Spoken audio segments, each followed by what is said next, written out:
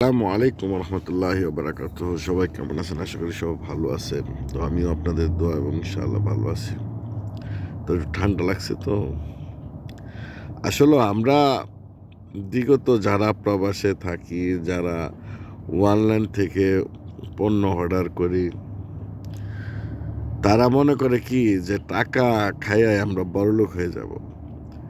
আরে তোরা, মানে সবাই না, যারা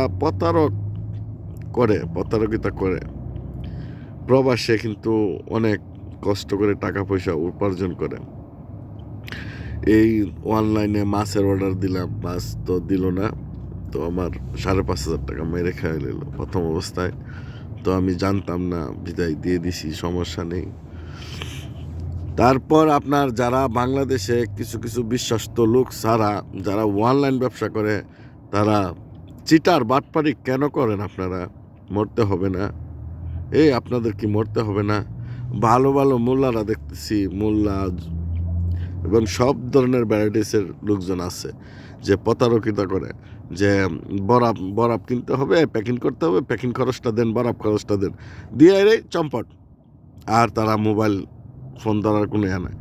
তারা অনলাইনে গাছের ব্যবসা করে, গাছ, অ্যাভোকাডো, বিভিন্ন জাতের ফল ফ্রুট গাছ তারা অর্ডার ডেলিভারি করে। আসলে এগুলা ভুয়া। কিছু কিছু লোক আছে ভুয়া। আপনারা যদি অনলাইনের ব্যবসা থেকে না লওয়াটাই আমি মনে করি যে ভালো, কারণ তারা প্রত্যেকটা জায়গায় জায়গায় প্রতারিত হইতেছে অনেক। তো আপনারা যাই কিছু অর্ডার করেন না করেন, বুঝে শুনে অর্ডার করবেন, আপনাদেরকেই বলতেছি। এবং আমি কয়েকবার প্রতারিত হয়েছি, ওই কারণে একটা ভয়েস দিলাম। অনলাইন ব্যবসাটার মধ্যে যারা মনে করেন যে সেলিব্রিটি আছে, তাদের জন্য প্রফেশনাল হয়ে উঠেছে। তারাই বিশ্বস্ত লোক ছাড়া অর্ডার কোনো জায়গা থেকে কনফার্ম করবেন না। একটাই অনুরোধ, এটাই রইল আপনাদের কাছে। তো যাই কিছু অর্ডার দেন, না অর্ডার দেন, খুবই সতর্ক অর্ডার দিবেন। ধন্যবাদ সবাইকে, ভালো থাকবেন। এবং কি আমি অর্ডার দিয়ে কয়েক জায়গায় ধরা খাইছি, ওই কারণে আপনাদের বলতেছি। তো ভালো থাকবেন, ধন্যবাদ, আল্লাহ হাফেজ।